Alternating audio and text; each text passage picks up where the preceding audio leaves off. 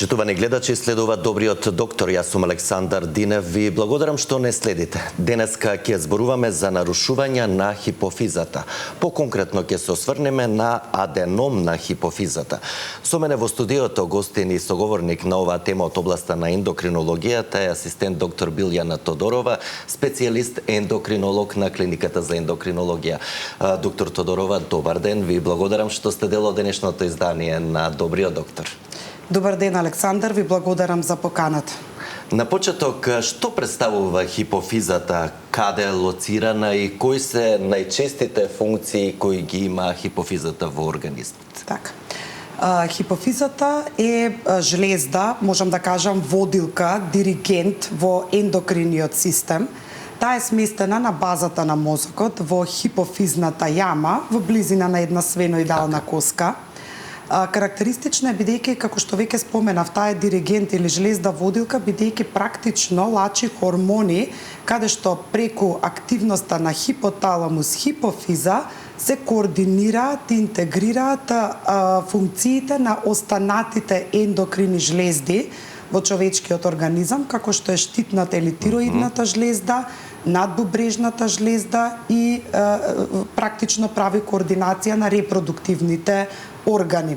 Така што таа е инкорпорирана во сите метаболни процеси во човечкиот организам, во целокупниот метаболизам, во имунолошкиот систем, влијае во регулацијата на крвниот притисок, во регулација на метаболизам на вода, на соли. Многу е важна во процесот на забременување, одржување на бременност, во процесот на лактација или доење.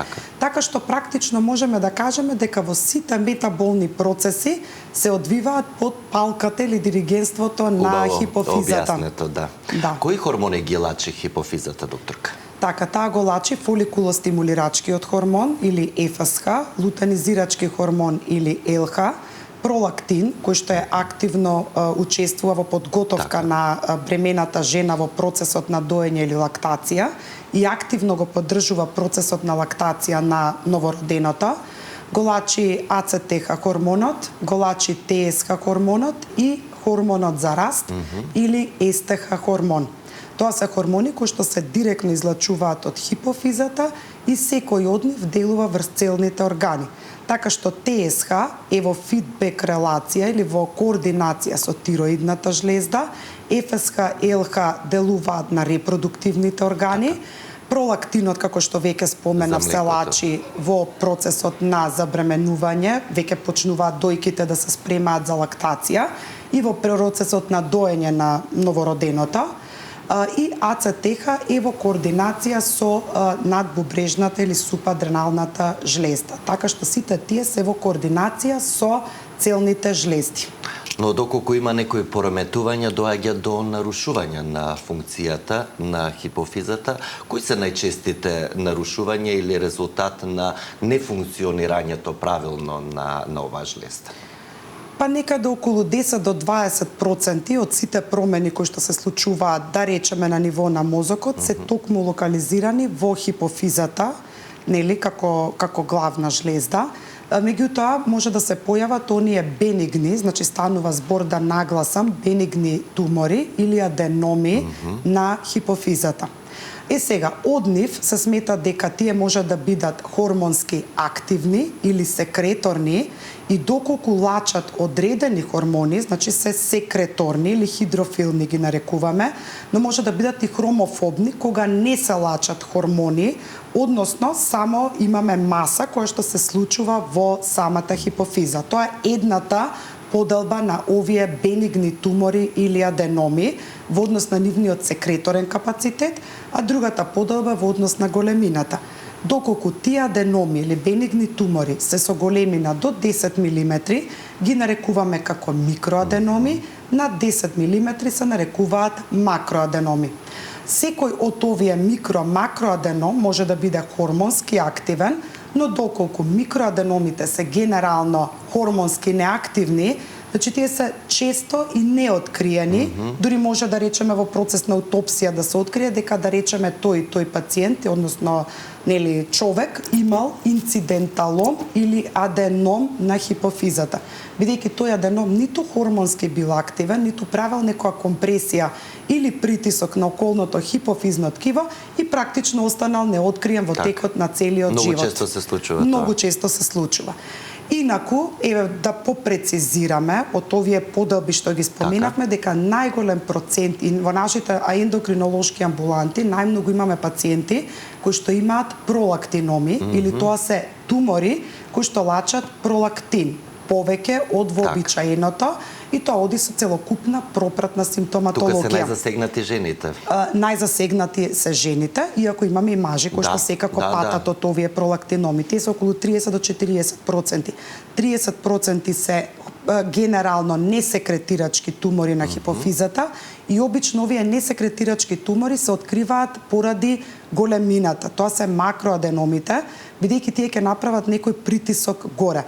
Ќе го засегнат оптичкиот нерв, може да доведе дури до слепило, може да ја направат она битемпорална хемианопсија, значи пациентите велат на дворешниот дел не го гледаат само централно.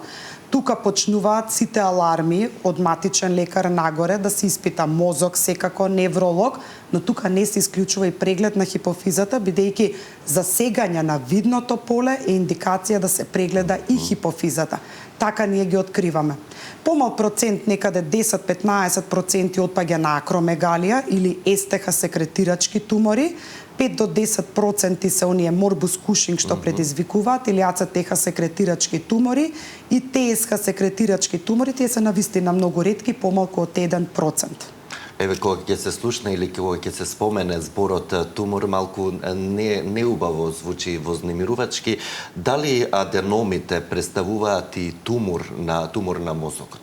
Аденомите, како што веќе споменав, да, тоа се тумори, но се бенигни. Значи, бенигни тумори, не се опасни, значи нема онколошки пристап кај овие пациенти, тука е доволен ендокринолошки пристап да се диагностицира и кај одредени типови на секреторни тумори или аденоми на хипофизата е потребна и неврохирушка интервенција. Во зависност ако станува збор за макро, за поголеми, како што објаснивте, кои ги пореметуваат останатите функции поради големината? Може да дадам и до објаснување, значи имаме и макроаденоми, особено макроаденомите се макропролактиноми најчесто. Значи многу често се случува да дојде тумор на хипофиза од 2 до 3 сантиметри, кој што лачи пролактин.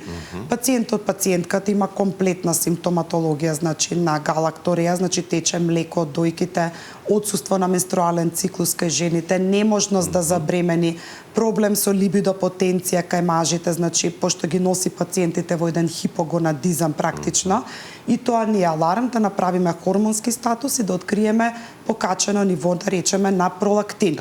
Во тој случај правиме обавезно магнетна резонанца на хипофизата како имиджинг диагностичка метода покрај лабораторија, покрај клиничка слика и дефинитивно диагностицираме, да речеме, макроаденом. Ги праќаме на редовен офталмолошки преглед, се прави периметрија. Доколку немаме засегнување на видното поле и немаме испади во видното поле, во тој случај третманот може да оди и медикаментозно. Но во случај на засегнување на видното поле, испади сериозни во видното поле, губење на видот, како што споменав, слепило, битемпорална сериозна хемианопсија, тогаш тоа е индикација и медикаментоза, но можеме да размислуваме и за оперативен третман. Останатите тумори, естеха секреторните, кои што предизвикуваат акромегалија, тоа е она заболување кое што се јавува кога кај возрастни адулти е завршен растот, но хормонот за раст е премногу се лачи во човечкиот организам. Растат акралните делови на телото, дланките, стапалата, носот, тубер фронтале, значи челната коска практично се испакнува, меѓутоа прави и други метаболни ендокрини проблеми. Тие пациенти се подвргнуваат на оперативен третман. Значи ги препракаме на неврохирург, без разлика дали е микро-макроаденом, тоа треба да се отстрани. Истото важи и за ацетеха секреторните тумори на хипофизата, кои што предизвикуваат морбус кушинг. се докажуваат со покачено ниво на АЦТХ, може да оди со покачено ниво на кортизол, тоа е морбус Кушинг, практично и тие, иако се микроаденоми, иако се мали по неколку милиметри, треба да одат на неврохирушки третман понатамошен и отстранување. Веќе имаме гледачи на линија, да ги слушнеме и нивните прашања и ќе продолжиме околу причините, но и третманот, останатиот третман во зависност од типот на аденомот. Почитувани во програма сте, повелете. Добар ден. Добар ден. Ве слушаме во програма сте, повелете. Поздрав во студиото, поздрав до докторката. Поздрав. Докторка, се работи за керка ми. Уште како адолесцент, кога ја доби првиот циклус кога го доби, имаше преобилно крварење. Дури застрашувачко за дете. Ја однесов на гинекологија, ми ја прими докторката и веднаш не прати на хормонално испитување и после тоа се покажа пролактинот многу висок. Уште од старт, да ви кажам дека е пречувствителна особа, еве и денеска се плаши да иде на магнет, а има многу болки пред да добие менструација, значи страшни главоболки. И додека и трае мензесот, нема проблем, има редовен циклус, се случува да и доцни по една недела, бевме на магнет, она носеше фиксни протези и текна дека техничарот ја предупреди доколку има метал, знаеш, да го извадиме. Она на пола снимање и текнала за протезите фиксни во уста, се исплаши и не го завршивме снимањето. И сега и викам, на овие болки, дај направи си да го отстраниме тоа хипофизата, еден магнет да направиме, да го отстраниме тој проблем, да видиме зошто се тие главоболки толку. Се уште и се обилни менструациите, сега не секогаш, пиеше 2-3 години доктор Славјанка и даде промергон. Па имаше болки во стомакот, тие стварале грчеве, ајде ни ја намалија дозата.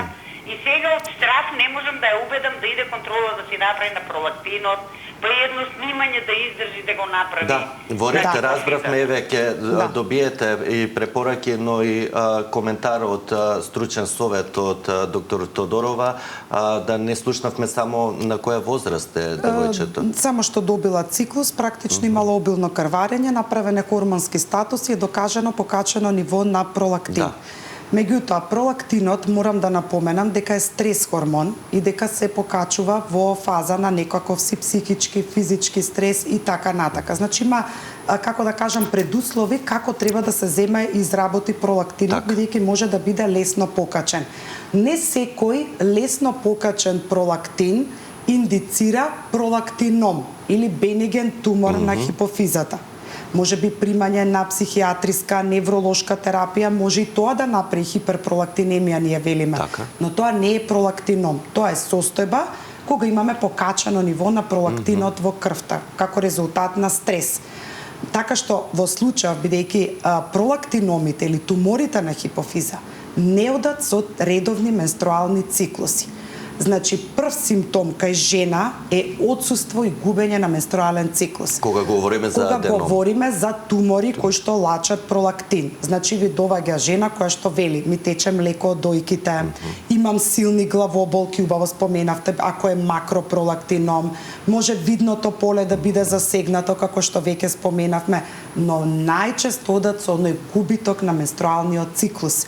И тоа е аларм да матичниот лекар, гинекологот ги препрати на ендокринолог за да се провери и направи хормонски статус. Со оглед на тоа што вашата керка има редовни менструални циклуси, да, може би пообилни, доцни една недела, порано подоцна, но вие споменавте дека таа има циклуси. Така што секако што ми имала некаква епизода на хиперпролактинемија, не би кажала пролактином, бидејќи нема магнет, мора се направи сериозен целосен хормонски преглед, најдобро на трети ден од менструален циклус, да се земат сите хормони и секако обавезно треба да се направи магнет на хипофиза. Кај пациенти кои што имаат страв, клаустрофобија од затворен простор, се прави и со седација.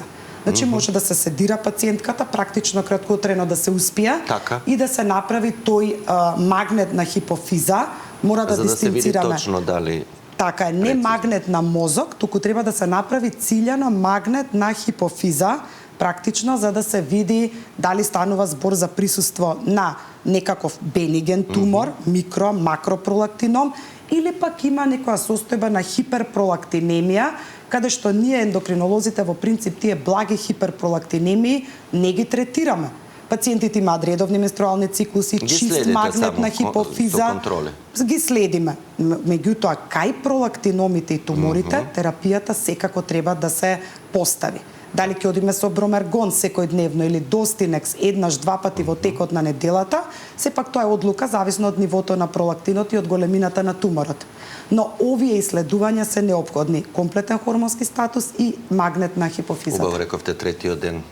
На третиот ден од менструалниот циклус. Да вклучиме уште неколку гледачи почитувани во програма, сте повелете. Ало, Добар ден, ве слушаме. Добар ден.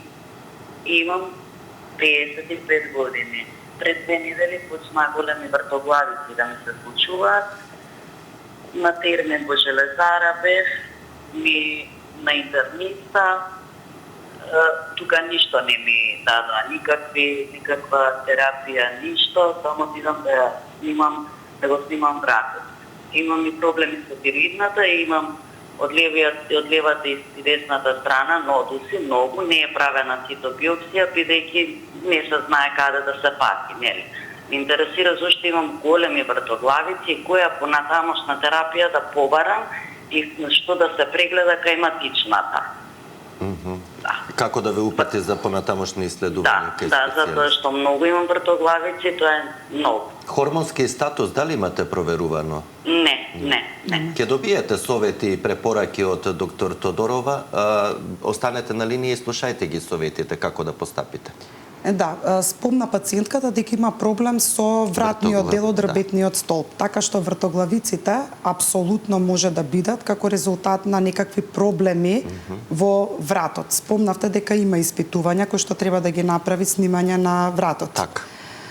За да се исклучи спондилоза за да се исклучат било какви ортопедски компресивни патологии кои што може да доведат до вртоглавици. Друго, можеби ќе е потребен и невролошки преглед да се направи, преглед на внатрешно туво можеби ќе треба да се направи, магнет на мозок. Хипофизата генерално дава главоболки, може да доведе до лесни вртоглавици, меѓутоа, бидејќи пациентката е во менопауза, предпоставувам, бидејќи има 55 години, да, предпоставувам дека е во менопауза, може рутински во целокупната анализа да се направи хормонски статус. Меѓутоа, приоритетно би можело да оди со преглед на вратот, невролошки преглед, па по индикација на неврологот, ако тој даде напомена, може да се направи, да речем, ако прави магнет на мозок, може да се направи магнет на хипофиза, чисто да се исклучи како промени на хипофизата. Така. Доколку имаме и следен гледач, почитувани во програма, сте повелете. Добар ден. Добар ден, ве слушаме. Сакаме за докторка да ја кажам фала многу, пациент ми е нени од Свети Николе и многу е најдобра докторка е. Благодарам. Ви благодариме за зајавувањето. Да, секој е добро, господјо. Доколку имаме и следен гледач, почитувани во програма, сте повелете. Ало, добар ден. Добар ден, ве слушаме. Голем поздрав до студието и до докторката. Вака се, имам 29 години, пред околу 2 години ми открија микроаденом на хипофиза. Како го откривме со многу јаки главоболки, а и напади од губење на вид, кое што е периферно губитокот на вид, трае 30 минути и отпосле се смирува.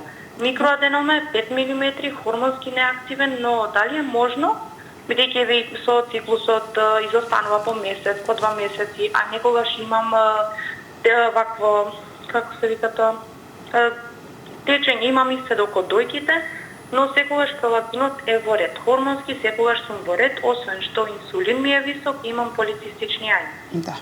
Дали млечен исцедокот од дојките, се извинувам, дали имате млечен исцедок од дојките, дали сте доеле, например, дали сте породени со доење? Да, 2 пати доев. Да.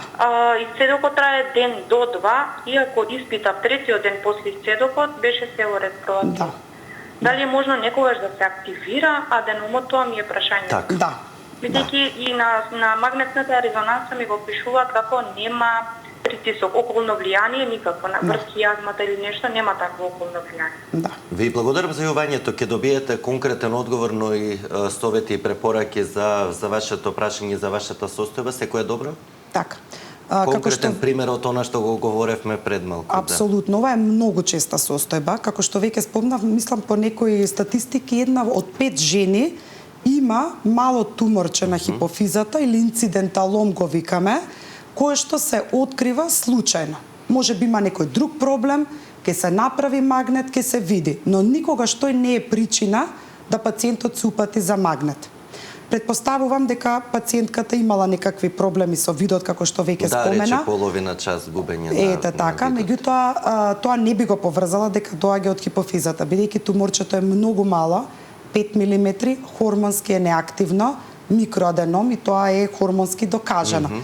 Тие ретко, односно никогаш не се конвертираат во хормонски активни.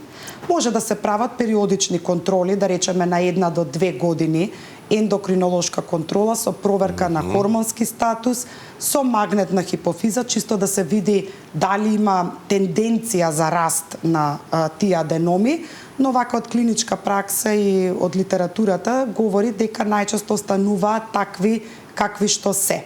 Сега, бидејќи сте породени, доела пациентката, може би тој исцедок од дојките, има уреден пролактин спомена, може би да биде поврзан и со процесот после лактација. Значи се случува кај жени кои ќе прекинат доење одредено време кога повеќе внесуваат течност и слично, да имаат, како да кажам, да им надојдува како течен исцедок практично од дојките. Ги упатуваат кај нас, проверуваме пролактин и најчесто, како што кажи пациентката, е уреден.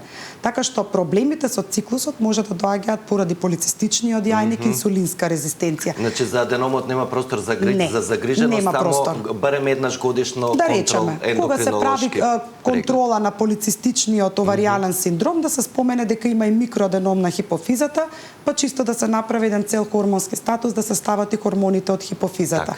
Но тој ќе остане најверојатно несекреторен и нема да ви направи никакви проблеми. Така.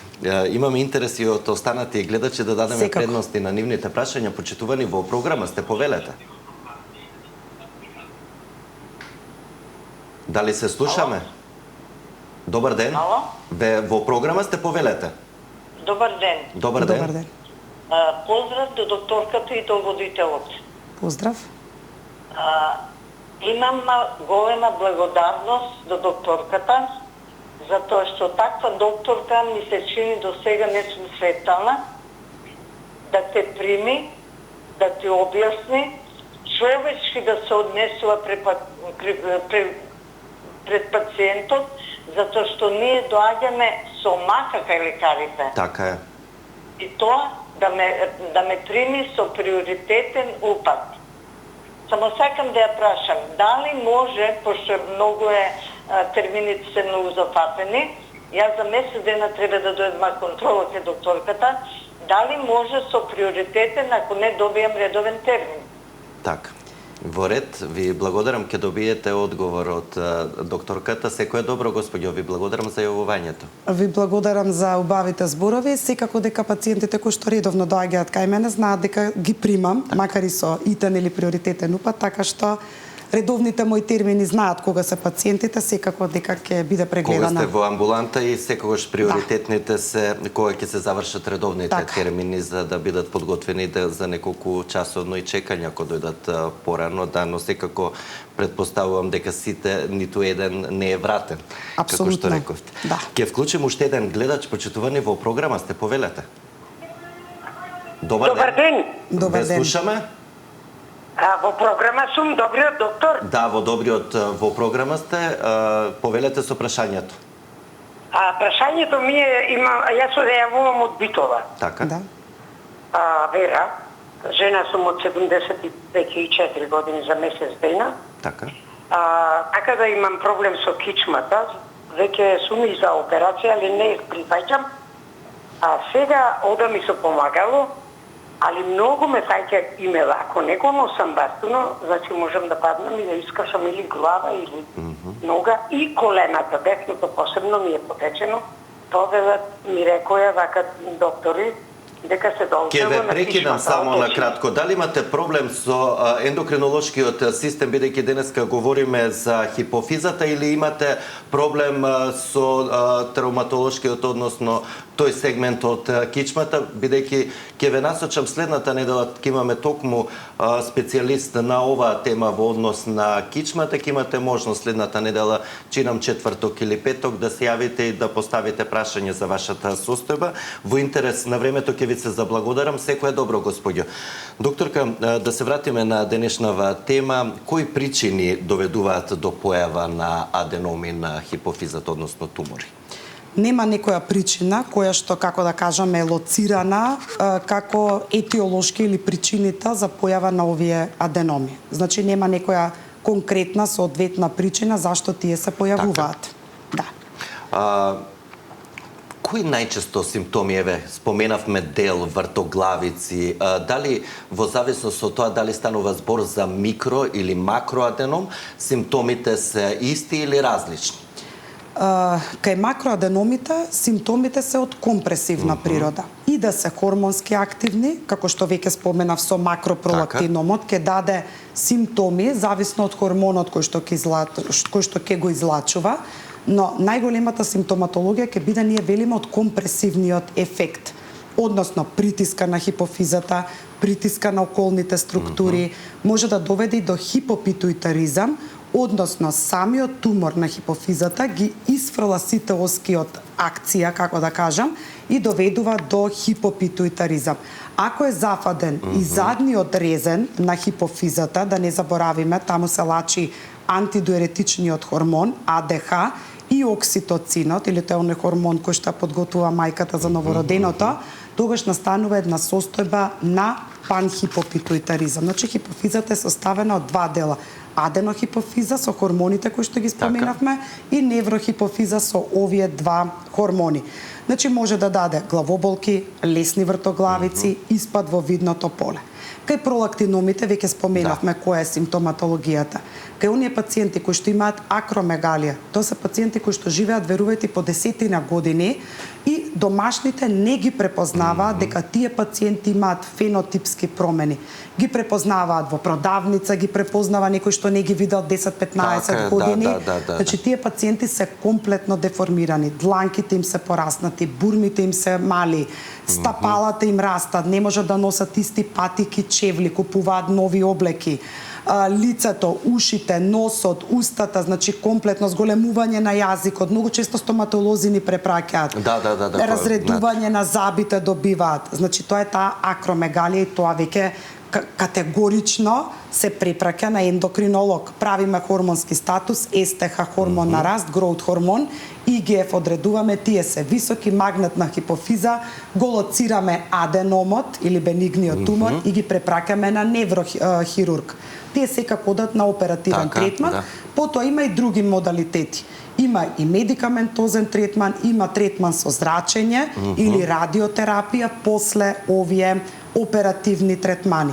Истото важи и за АЦТХ, или тоа се оние морбус кушинг, кои што лачат АЦТХ и каде што практично тој делува на надбубрежната жлезда и се лачи кортизол. Тоа се пациенти кои што добиваат кушинговиден облик на телото. Понатака она округло лице, фација слуната, исполнети супраклавикуларни јами, виолетови стрии. Многу често кардиолозите ги препраќаат, примаат 4-5 антихипертензиви, ништо не им го средува крвниот притисок, имаат остеопороза, некоја фрактура ќе направат. И тоа апсолутно упатува на ендокринолошка евалуација. Ги евалуираме, докажуваме со супресивни тестови, правиме магнетна хипофиза секако, периметрија и ги препраќаме исто така на неврохирург. Така што хормонски активните тумори, како што се овие што ги споменав, одат на оперативен. И макропролактиномите се во наш домен на ендокринолошко третирање. Тераписки за да се одржат под контрола и каков е всушност третманот? Даваме, значи, кај пролактиномите конкретно, даваме лекови, како што веќе споменав, Бромергон или Достинекс. Редовно ги следиме овие пациенти. На колку време, доктор? Па може на 6 месеци, да речеме, првичната контрола да биде. Магнет може еднаш годишно.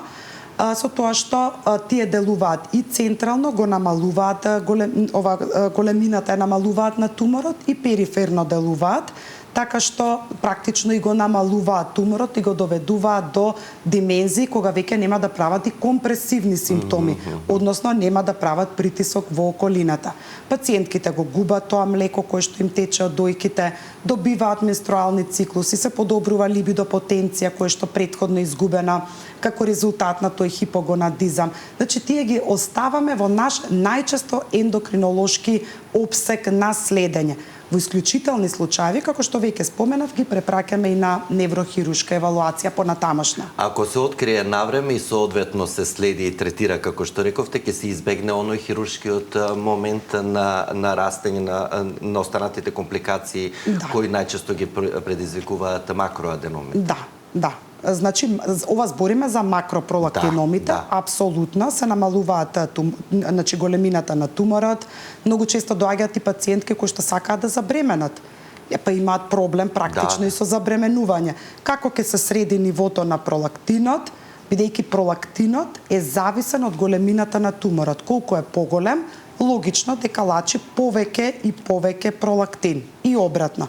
Така што како ќе го намалиме туморот, така ќе го намалиме нивото на пролактинот и така ќе се среди и клиничката слика кај пациентите и потешкотиите кои што ги има како резултат на сето тоа. Убаво е да се информираат вака директно, како што рекоа и дел од гледачките, со вас лекарите да дојдат на преглед или на консултации, значи да не читаат, посебно активни се социјалните мрежи. Неизбежно е тука да ве прашам, неодамно и вашето име беше злоупотребено на социјалните мрежи за некакви препарати за слабење, меѓутоа ниту ги рекламирате, ниту пак имате таква намера и идеја. Доста лекари се злоупотребуваат токму преку социјалните мрежи, доста голем број на граѓани користат социјални мрежи, кога ќе го видат вашиот лик на телевизија, се размислуваат едноставно или посегнуваат по тој препарат. Докаде овој случај со злоупотреба на вашето име и функцијата лекар пред се специјалист ендокринолог? Токму така, Александар, значи навистина многу лекари се злоупотребени во тие лажни реклами, нели, или лажни известувања по медиуми, се во трка за брзо заработување и така натака, меѓутоа мене лично прв пат ми се случи ова како што споменавте. Значи добив информација, линк каде што токму беше превземен мојот идентитет од претходно гостување во вашата емисија. Меѓутоа, апсолутно се гледа дека тоа што го говорам, дека движењето, нели, зборувањето не соодветствува со она што се збори во позадина, само беше употребен мојот идентитет и моето име и презиме, нели? Бидејќи имаат некој препарат за слабење, нормално дека бараат ендокринолози. Тука бевме уште други двајца колеги, значи неколку колеги од клиниката бевме злоупотребени и навистина апелирав, напишав на мојот Facebook профил, дадов известување, пријавено е сето тоа во полиција. Значи тоа се апсолутно лажни реклами и навистина апелирам, замолувам до пациентите, бидејќи се склони да купуваат лекови од Топшоп, од лажни реклами, онлайн им стигаат на адреса. На Facebook им спонзорирани реклами, Со попуст, докторката рекламираше, докторот рекламираше, они навистина ни веруваат, значи можеби кога ќе ме видат мене, еве моите пациенти кои што се јавија неколку во емисија, нормално дека ќе поверуваат. Меѓутоа апелирам дека треба да се земат во предвид само исклучително советите кои што се добиени во лекарска ординација. Совети од матичен лекар, совети од своите специјалисти. Сите оние медицински реклами кои што ги гледаат по особено Facebook, TikTok, Instagram, разни социјални мрежи, значи навистина треба да се занемарат, бидејќи тоа се лажни, неточни реклами и неточни информации кои што видите некогаш може да бидат и штетни по нивното здравје. Се даваат совети да се прекине редовната терапија, бидејќи со тој во наводници производ ќе им се регулира шекерот во крвта, крвниот притисок, зависи за што е рекламата. Дори диабет, прекинете инсулинската терапија, прекинете ги лековите кои што ги примате за диабетесот, земајте ги овие капки, чаеви, што и да е за слабење. Тоа ќе им наштети дополнително. Значи затоа велам, тоа се непроверени супстанци, непроверени лекови, неиспитани, за кои што ајде да имаат неутрален ефект, меѓутоа можно е да имаат и штетен Така е. ефект врз здравјето на пациентите. Убаво рековте, само осоветите во ординација, Апсолутно. дали кај специјалистот, дали лично кај вас или кај матичните и останатите колеги. Ќе има ли разрешница, бидејќи многу тешко се откриваат овие измамници, значи тоа се некои фиктивни фирми кои ги злоупотребуваат конекциите и пред се виралноста на социјалните мрежи. Александар, како што веќе споменав, јас кога веднаш добив информација од пријателка за таа реклама, веднаш пријави во полиција, веднаш активиравме на компјутерски криминал одсекот, значи пратени се мејлови со сите страни мапирани, каде што се шири сето тоа, меѓутоа мислам дека сега во последно време нешто запреа, но тоа знаете како една страна ќе се блокира, ќе се отвори друга Така страна, е. трета страна и тоа се такви страни што има лимитиран број на посети, не ги гледаат сите луѓе, но сепак се гледаат, се вртат. Значи тоа е разработена мрежа на дистрибуција, на нарачување, по карго стигнуваат препаратите и така натака. Така што прашање на време кога ќе биде друг производ за некаква патологија, па ќе биде искористен кардиолог, гастроентерохепатолог, зависно што е предметот на рекламата. Но пак апелирам, значи апелирам и замолувам, како да кажам, да не се користат никакви лекови нарачани преку интернет, значи од било која социјална мрежа. Подобро да се советувате со матичниот лекар, со специјалистот кој што ве води, да прашате за тие лекови препарати, па потоа нели одлуката да си ја донесете. Убав апел и совет за самиот крај од емисијата. Доктор Тодорова, ви благодарам пред се за одвоеното време за гостувањето, за советите и искуството кое го споделивте со нашите гледачи и поради барање и интерес од гледачите со задоволство ве очекувам да бидете повторно дел од добриот доктор. Секако ќе ми биде задоволство. А почитувани вам ви благодарам за вниманието со кое не следевте. Ве поканувам да бидете повторно со нас и утре. Утре ќе ставиме фокус на емисијата за штетноста од пушењето, односно од тутунските производи. Во меѓувреме останете со програмата на Сител телевизија. Имајте убав ден и грижете се за вашето здравје. Пријатно!